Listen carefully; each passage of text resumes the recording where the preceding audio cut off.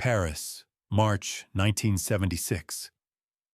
The air inside Pavillon de Paris was thick with anticipation, cigarette smoke curling upward into the venue's vaulted ceiling where thousands of bodies pressed together in the darkness. 15,000 people waited, their breath creating a humid fog that clung to the walls. They had come to see David Bowie, but not the Bowie they thought they knew. Not Ziggy Stardust with his platform boots and glitter. Not Aladdin Sane with his lightning bolt splitting his face in two. They had come to see something darker, something that whispered rather than screamed. They had come to see the Thin White Duke. But in row 37, section B, there was a woman who was not thinking about the Thin White Duke at all. Her name was Marguerite Duchamp, a 42-year-old schoolteacher from the suburbs of Paris, and in her trembling hands she held a piece of cardboard. On it, written in thick black marker, were words in English: "Last wish, hear Starman." The cardboard had been ripped from a box that once contained her daughter's medication, the pharmacy label still visible on the back. Marguerite's fingers were cramped from holding the sign since the doors opened 2 hours earlier. But she did not lower it. She could not lower the sign. Before we continue with what happened that night in Paris, I need to ask you something. If this story moves you, if what you're about to hear changes the way you see one of music's greatest artists, please consider subscribing to this channel. We tell the stories that history forgot, the moments that shaped legends when no cameras were rolling. Hit that subscribe button, because what happened next in that Parisian concert hall has never been told this way before. Marguerite's daughter, Sophie, was 16 years old and dying. Acute lymphoblastic leukemia had been diagnosed 14 months earlier, on a January morning when frost made patterns on the hospital windows that looked, Sophie said, like the surface of an alien planet. She had always been a dreamer, that girl, even when chemotherapy made her hair fall out, even when steroids bloated her face until she could not recognize herself in the mirror. Sophie dreamed. She dreamed of space, of stars, of worlds beyond this one where sickness did not exist. And she dreamed, most of all, of David Bowie. The obsession had started in the summer of 1973. An older cousin had left a copy of The Rise and Fall of Ziggy Stardust and the Spiders from Mars at their apartment after a family gathering. Sophie, then 13, placed the needle on the turntable more out of curiosity than anything else. But when the opening notes of 5 Years began to play, something shifted inside her. By the time the album reached Starman, she was transformed. The song spoke to her in a language she did not know she understood, a language of otherness and belonging, of being alone and yet connected to something vast and unknowable. Sophie played that song 73 times in the first week. Her mother counted. As the leukemia progressed, as treatments became more aggressive and the prognosis more grim, Sophie's attachment to Bowie deepened. She covered her hospital room walls with pictures torn from French music magazines, images of Bowie in his various incarnations, each one a different escape route from the prison of her failing body. When the pain was unbearable, when morphine made the room spin, Sophie would close her eyes and imagine herself on that stage with him, transformed into something beyond flesh and blood and cancer cells. She would imagine herself as starlight. By March 1976, Bowie was in the throes of his most dangerous period. The Thin White Duke persona was not a costume he could remove at the end of a performance. It was consuming him, just as he was consuming cocaine at a rate that would have killed most men. He was living on a diet of milk, red peppers, and cocaine, his weight dropping to dangerous levels, his paranoia expanding to fill every corner of his Los Angeles home. He covered his windows with aluminum foil. He drew occult symbols on the walls. The Duke was a cold, hollow thing. A fascist chic automaton, dressed in a black vest and white shirt. His hair slicked back, barely human.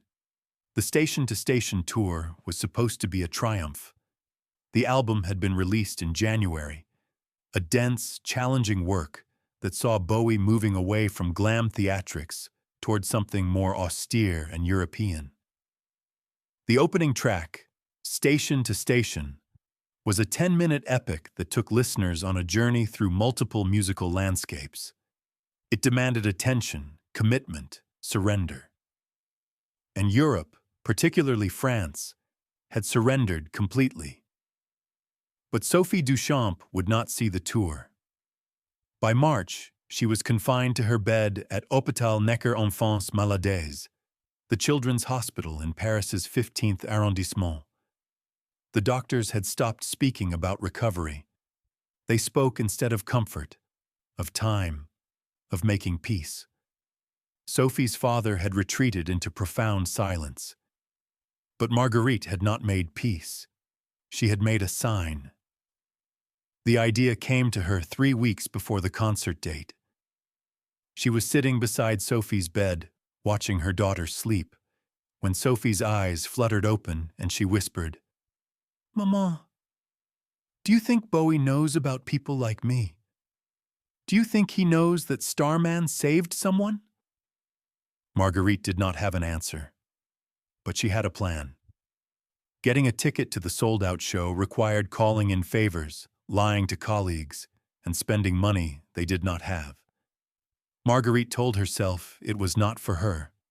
It was for Sophie, even though Sophie would not be there. She told herself that if she could just get Bowie's attention, if she could just make him see the sign, if she could just make him understand that somewhere in a hospital room a girl was dying and his music was the only thing keeping her tethered to this world, then maybe something would change. She did not know what would change. She only knew that doing nothing was not an option. The lights went down at 9:15. The crowd surged forward as the stage remained dark for 1 minute, 2 minutes, 3, and then a single spotlight cut through the darkness, illuminating a figure standing motionless at center stage. The thin white Duke had arrived. He was impossibly thin, his black vest hanging from his frame, his face a study in shadows and sharp angles. He did not smile. He did not wave. He simply stood there, letting the audience absorb his presence. And then the opening notes of Station to Station exploded from the speakers, and the concert began. Bowie moved across the stage with strange, mechanical grace, his gestures precise and economical, his voice switching between crooning vulnerability and icy detachment. He performed Suffragette City with manic energy, Life on Mars with haunting beauty. The audience was transfixed, singing along to every word, reaching toward the stage. But Marguerite did not sing. She held her sign higher. For the first hour, her efforts were futile. The sign was swallowed by the darkness of the crowd, invisible among the sea of raised hands. Her shoulders burned. Her fingers were numb. But she did not lower the sign. Section B was far from the stage, but Marguerite had chosen her position carefully. She knew that Bowie, in the rare moments when he acknowledged the audience, tended to look to the sides rather than straight ahead. She had studied footage of his concerts, analyzed photographs, tracked the trajectory of his gaze, and she waited. The moment everything changed. It happened during the transition between songs, in one of those brief pauses when the band retreated into shadow, and Bowie stepped forward alone. He was about to begin Word on a Wing, a song of desperate spiritual yearning written in the depths of his cocaine psychosis. The stage lights shifted, catching the audience in a sudden sweep of illumination, And that is when Bowie saw it. The sign. The white cardboard with black letters, held aloft by a woman whose face was streaked with tears. Last wish. Hear Starman. Bowie stopped. His hand, which had been reaching for the microphone, froze in midair. The band, sensing something was wrong, held their positions. The audience fell silent. 15,000 people holding their collective breath. Marguerite felt the weight of his gaze like a physical thing. Then Bowie's expression changed. The mask of the thin white duke slipped, just for a second, and underneath was something raw and human and utterly undone. He walked to the edge of the stage, his movements slow and deliberate, until he was as close to Section B as the venue would allow. He raised his hand, pointing directly at Marguerite, and then he spoke into the microphone, his voice soft but carrying to every corner of the hall. You, with the sign. Don't move. It was not a command. It was a plea. What happened next was not part of the set list. Starman was a song from his Ziggy Stardust era, a relic from a persona he had killed 3 years earlier. The Thin White Duke did not sing Ziggy songs, but Bowie turned to his band and said something that made guitarist Earl Slick's eyes widen in surprise. And then the opening chords of Starman filled the Pavillon de Paris. The audience erupted, their cheers shaking the walls, but Bowie raised his hand for silence. This, he said, is not for you, not tonight. And he turned back toward Section B, toward Marguerite. And he sang that song as if it were a message being transmitted across an impossible distance, across hospital walls and mortality itself, to a girl who was lying in darkness and dreaming of light. Marguerite did not hear most of it. She was crying too hard, her vision blurred, her entire body shaking. Around her, strangers were crying too, though they did not know why, sensing only that something sacred was happening. When Bowie reached the chorus, "There's a starman waiting in the sky," his voice cracked, just slightly, and for the first time all night he sounded vulnerable. He sounded human. But the story does not end there. As the song concluded and the audience exploded into applause, Marguerite did something that security would later describe as impossible. She pushed through the crowd with a strength born of desperation, ignoring protests, ignoring the security guard who reached for her arm, ignoring everything except the need to reach the front, to make him understand that the song was not enough. Her daughter needed more than a song performed from a distance. She reached the barrier just as Bowie was stepping back to confer with his band. She screamed his name, her voice somehow cutting through the noise, and when he turned, she held up the sign again, but this time she turned it over. On the back was an address, Hôpital Necker Enfants Maladies, room 407, and a single word, please. Security was moving toward her now, but Bowie saw them and shook his head. He walked to the edge of the stage, knelt down until his face was level with Marguerite's, and reached for the sign.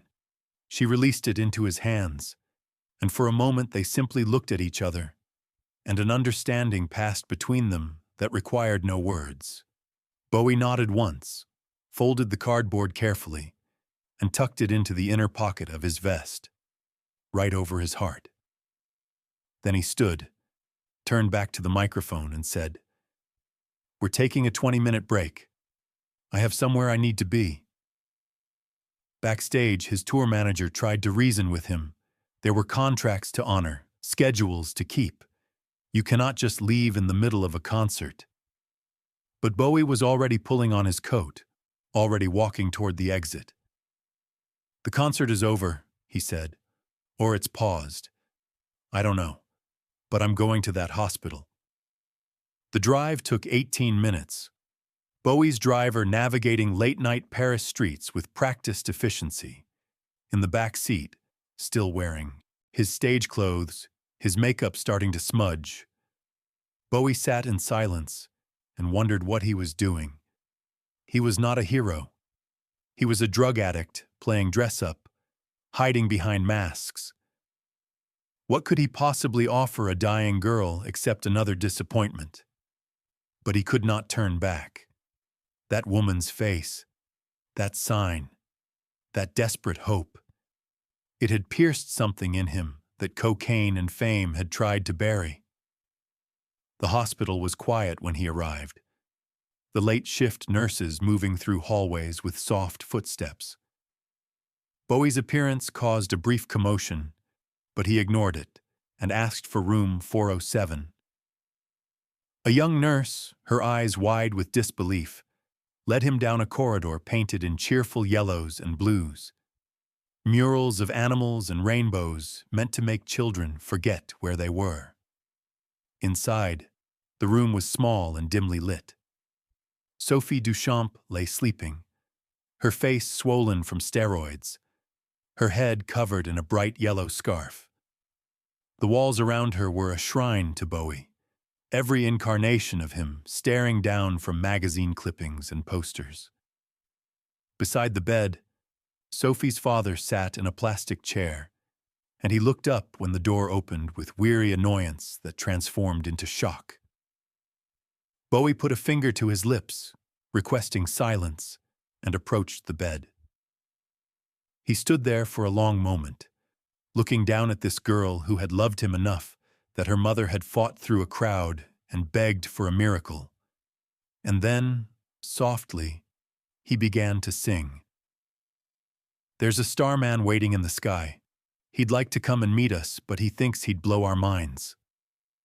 Sophie's eyes opened slowly, confusion crossing her face as consciousness returned. She saw her father first, then followed his gaze upward, and for a moment she thought she was dreaming. Her hand moved weakly from beneath the blanket, reaching upward, and Bowie took it in his own. His hands were cold, she would later remember, cold and thin and trembling slightly, but they held hers with a gentleness that made her cry. When he finished the song, Bowie sat on the edge of her bed and they talked. Not about illness or death. They talked about space, about Kubrick's 2001, A Space Odyssey. They talked about Mars and whether life existed beyond Earth and whether stars could carry messages across the void. Bowie told her about recording Space Oddity in 1969, about how terrified he had been that the song was too strange, too ambitious. He told her he had almost given up music entirely before that song changed everything. You know what the secret is? Bowie said, leaning closer. Major Tom isn't really lost in space. He chose to stay there. He found something out in the darkness that was more real than anything back on Earth. He found himself. Sophie smiled, understanding that Bowie was telling her something important about transformation and escape, and the many ways a person could transcend their circumstances. Am I lost in space? She asked, and Bowie shook his head. No, he said. You're exactly where you need to be. You're becoming starlight. The Promise Bowie stayed for 47 minutes. He signed every poster on her walls, writing personal messages that Sophie's parents would later frame like religious artifacts. He told her stories about the making of Ziggy Stardust, about the madness of fame. And when it was time to leave, Bowie made Sophie a promise. The next album I make, he said, I'm going to put a secret in it. Just for you. A message that only you will understand. And every time you hear it, you'll know that somewhere out there the Starman is real and he remembers you. In the hallway, Sophie's father finally spoke. She has weeks, maybe days. His voice broke, and Bowie, this stranger dressed in stage clothes, pulled him into an embrace. I'm sorry, Bowie whispered. "I'm so sorry." And he meant it for Sophie, for this man, for every parent who had ever watched their child suffer, and also for himself, for all the ways he had failed to be present in his own son's life. When Bowie returned to Pavillon de Paris at 1:30 in the morning, the venue was empty. The audience had been sent home. His tour manager was furious. The promoter was threatening lawsuits. But Bowie did not apologize. He walked onto the empty stage and smiled. It was the first real smile anyone had seen from him in months. The next night, Bowie returned for the makeup show. The audience was electric, rumors about the previous night having spread through Paris like wildfire. But when Bowie took the stage, he looked different. The thin white Duke was still there in the costume, but something had shifted underneath. There was a warmth that had not existed before. Halfway through the set, Bowie performed Starman again, and this time he dedicated it specifically to Sophie Duchamp, speaking her name into the microphone so that everyone would know, so that this moment would be remembered. The audience erupted in cheers. Marguerite, standing again in Section B, wept openly, and across Paris, Sophie lay listening to a radio that a nurse had tuned to a station broadcasting the concert live, and she heard her name spoken by the voice she loved more than any other, and she smiled. The end and the beginning. Sophie Duchamp died 11 days later, on March 23, 1976, at 4:17 in the afternoon. Her mother was holding one hand, her father the other, and on the radio beside her bed, a David Bowie song was playing. Not Starman, she had requested Life on Mars. The last thing Sophie said, according to her father, was, "The Starman came for me. He was real." Bowie learned of her death while in Berlin. His assistant delivered the news in a hotel room overlooking the divided city. Bowie did not speak for a long time. He simply sat at the window, smoking cigarettes and watching border guards patrol the wall, and thought about a girl he had met once for less than an hour, a girl who had reminded him why any of this mattered. In late 1976, Bowie moved to Berlin, permanently, fleeing Los Angeles and cocaine and the person he had become. There, working with Brian Eno and Tony Visconti, he recorded Low, the first album of the Berlin trilogy. The album was experimental, challenging, split between songs and ambient instrumentals. But buried in the B-side, in a track called Warszawa, there was something most listeners never noticed. At the 4-minute mark, beneath layers of synthesizer and wordless vocals, there was a melody. Just a few notes, hidden in the mix, barely audible unless you knew to listen for it. The melody was from Starman. The chorus, stripped down, transformed into something haunting and impossibly sad. Bowie never spoke about it in interviews. It was, as promised, a secret message for someone who was no longer alive to hear it. But Marguerite Duchamp heard it. She bought Low the day it was released in January 1977, played it in Sophie's empty room, and when she heard those notes buried in Warszawa, she knew. She knew that Bowie had kept his promise. Years later, Bowie would occasionally reference that night in Paris, though he never mentioned Sophie by name. He spoke about it as a turning point, as the moment when the thin white Duke began to crumble and David Jones started to emerge. "I realized I had become this hollow thing," he said in a 1999 interview, "and meeting someone who was facing the end with more courage than I was facing the middle, it changed something fundamental. It reminded me that art without empathy is just decoration." The true story remained largely unknown for decades. Marguerite kept the original cardboard sign in a box under her bed. She never sought publicity. The gesture, the song, the visit, These were not for public consumption. They were sacred, private. It was only after Marguerite's death in 2003 that the full story emerged. Her family found letters, photographs, a ticket stub from March 17, 1976, and the cardboard sign. They contacted Bowie's representatives, and Bowie, then 61, gave his blessing. "Share it," he said. "Let people know that the Starman was real because Sophie made him real."